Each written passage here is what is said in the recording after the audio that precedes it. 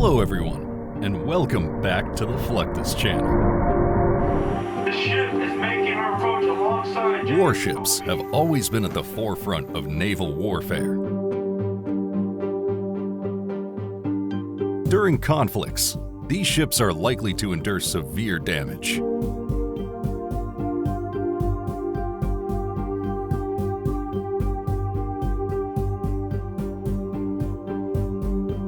In World War II, for instance, hundreds of ships fell apart in the middle of the sea due to engagements with their enemies.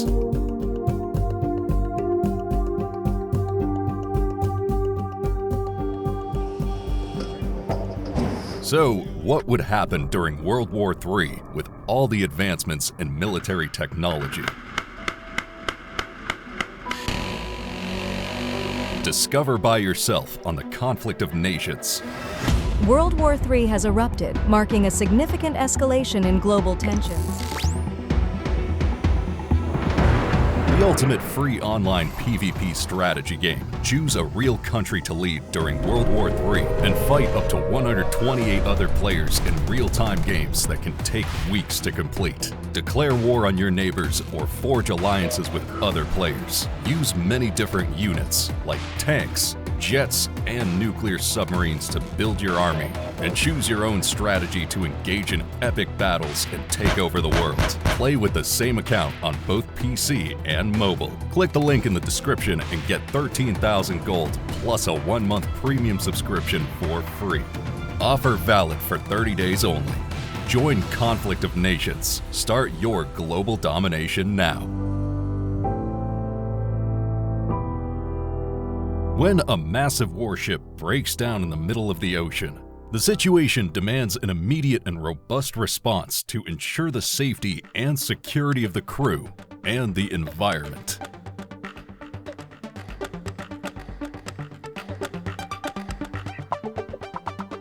In such situations, heavy-lift semi-submersible vessels come into play to remove the ship's heaviest structures. Heavy-lift semi-submersible vessels are capable of carrying enormous floating loads, including ships, shipwrecks, oil rigs, drilling platforms, and gigantic industrial components.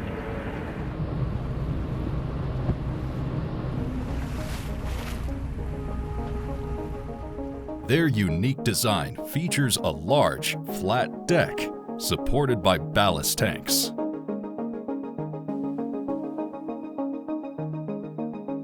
They operate by flooding their ballast tanks to lower the vessel below the water line.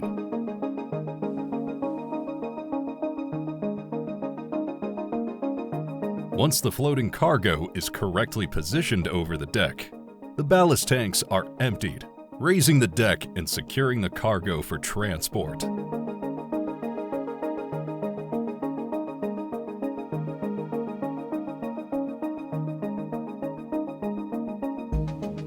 Another particularity of these vessels is the position of their superstructures, which are typically located at the extreme fore and stern.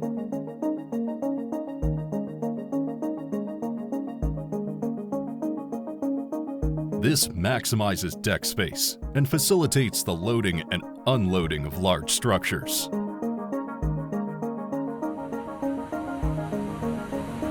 Early in the morning of August 21st, 2017, the USS John S. McCain collided with the Liberian-flagged oil tanker Alnic MC near the Strait of Malacca.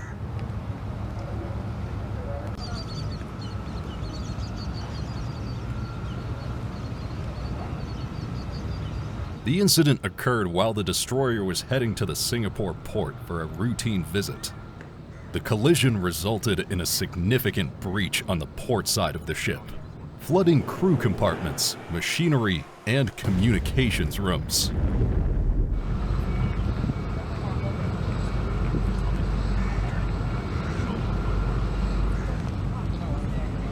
Following the collision, the USS John S. McCain was deemed unseaworthy and needed to be transported for repairs.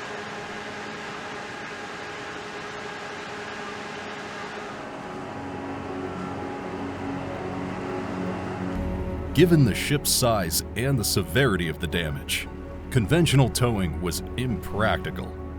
The semi-submersible heavy lift vessel MV Treasure was the perfect choice for this operation.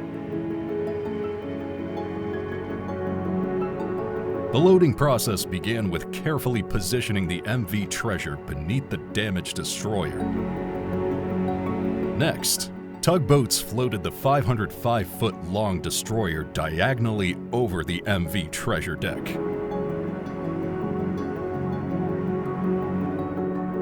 Once in place, the ballast water was pumped out, gradually raising the destroyer out of the water.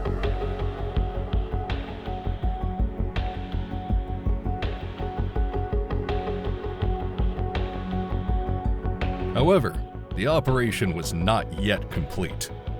Throughout the journey to Yokosuka, Japan, the crew of the heavy lift vessel had to navigate carefully to avoid further stress on the damaged destroyer.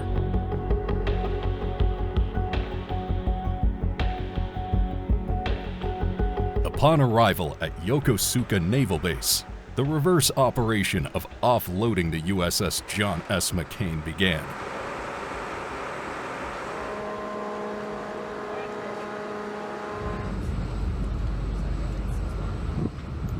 The MV Treasure was again submerged, allowing the destroyer to float free and be guided to the repair dock.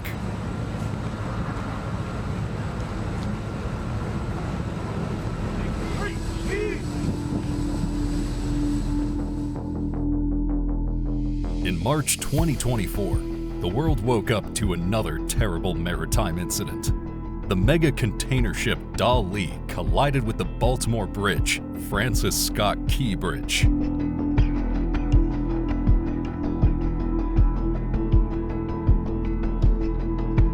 This event has caused serious disruption, collapsing the bridge and blocking the Fort McHenry Channel.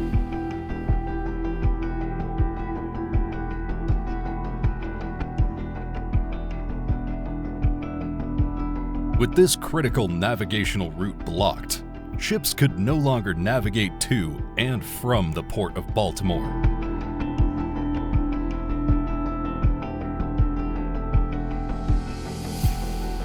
The maritime community and local, state, and federal agencies alike were in a race against the clock to reopen the waterway. So when we got the call about coming down to the Key Bridge, it was pretty exciting. It was something that we wanted to do. We didn't have to be asked or begged. We were chomping at the bit to get down here, and we got right into work as soon as we got the call to go. First thing we did, we pretty much started surveying right into the evening, right into the darkness.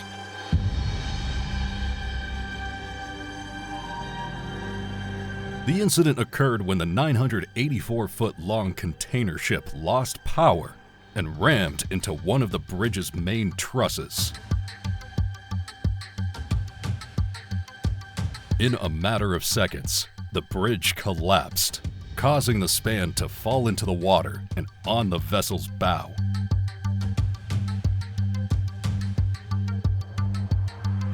This massive section, weighing about 300 tons, fell into the channel, creating a substantial obstruction.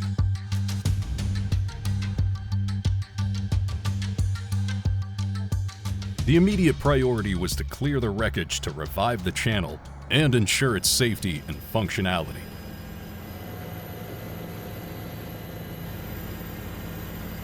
Extensive efforts in salvage and debris removal were conducted to solve the problem, not only for the shipping industry, but also for the Baltimore residents who travel across the Patapsco River.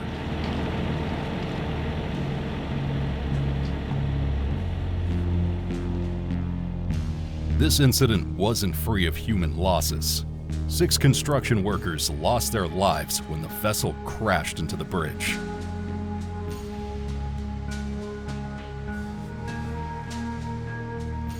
The response team, known as the Key Bridge Response 2024 Unified Command, had to move quickly. Nope. Extra danger. There's a lot of The first step to clearing the channel involved refloating and removing the grounded container ship.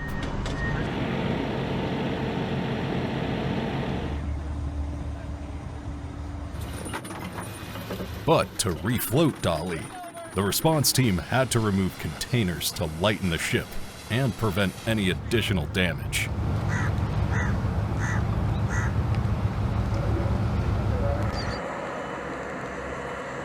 The plan also involved tearing down the standing bridge trusses that were blocking the ship.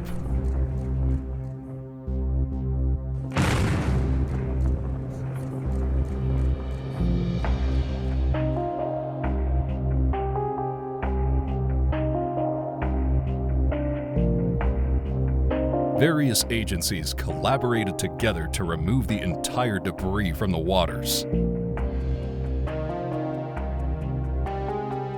We completed our largest lift to date, lifting about 440 tons out of the water. That's about a fully loaded Boeing 747 worth of wreckage.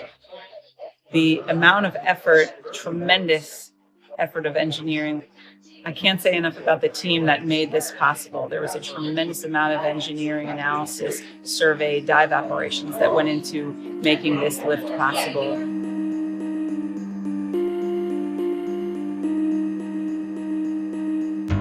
Breaking down the bridge wreckage into smaller, more manageable pieces was critical to the operation.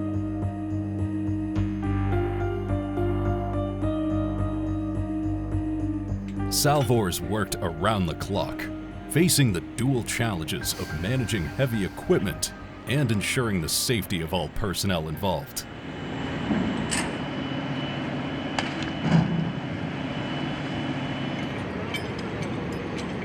By April, significant progress had been made. 3 alternate channels were open for navigation, but much work remained. The sheer scale of the wreckage and the complexity of the salvage operations meant that reopening the channel fully would take time.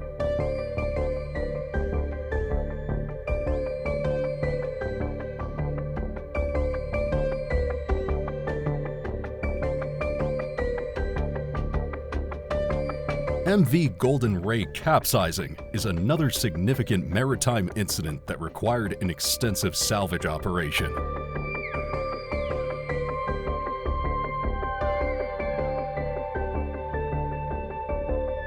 The 656-foot car carrier capsized on September 8, 2019 in St. Simons Sound off the coast of Georgia.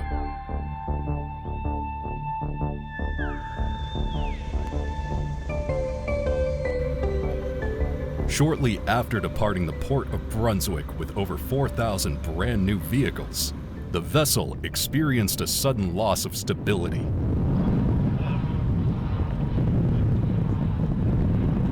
Dramatic tilt caused the car carrier to run aground at a 90-degree angle. A series of events, including open watertight doors and fire, resulted in the vessel being deemed a total loss.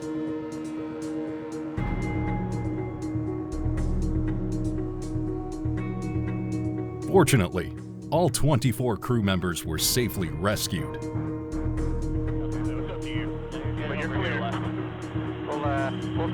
Actually, I'll wait till they're up in the airport moving. I'll go swinging in. And bringing someone survivor inside the cabin. The moment that we got the call for the Golden Ray, I was actually on duty. We heard that 25 people were in the water, and that was pretty much the only information that we had. 1, 2, 3. Pass it on. However, the incident blocked one of the busiest shipping routes in the region.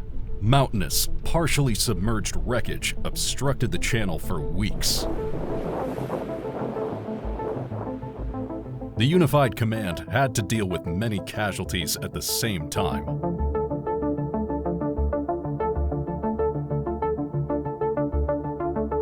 The next step was removing the Golden Ray wreck to free up the channel. Dotted with a lifting capacity of 6,800 tons and a powerful cutting chain, The VB-10,000 heavy lift vessel was ideal for this complex operation.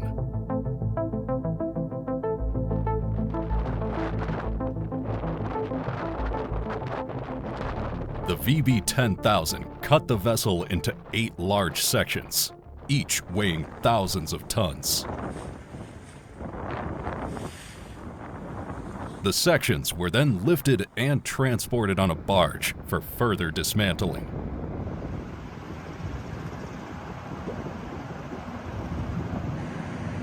Unified Command worked to eliminate the wreck while safeguarding lives, the environment, and commerce.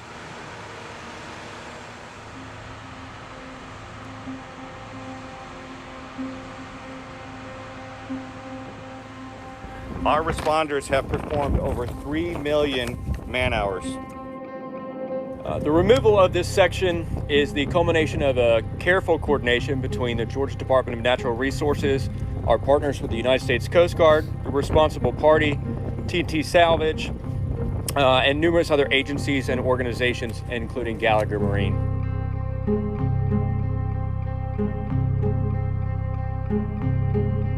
After almost 2 years, the final section of the Golden Ray was removed, a significant milestone that culminated over 3 million man-hours of effort and the largest U.S. salvage operation in recent times.